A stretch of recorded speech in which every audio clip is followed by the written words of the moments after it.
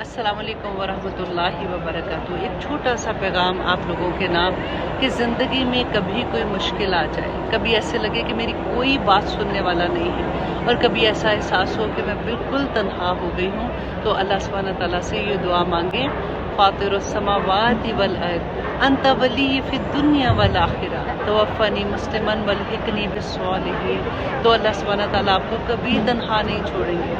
अल्लाह सुब्हानहू तआला तो वैसे ही हमें तन्हा नहीं छोड़ते, लेकिन जब हम दर्द की इंतहा पे होते हैं तो अल्लाह सुब्हानहू तआला के हम बहुत करीब हो जाते हैं। बस ये बार बार ये दुआ मांगे, अल्लाह सुब्हानहू तआला इंशाअल्लाह सारी मुश्किलें ख़त्म कर देंगे।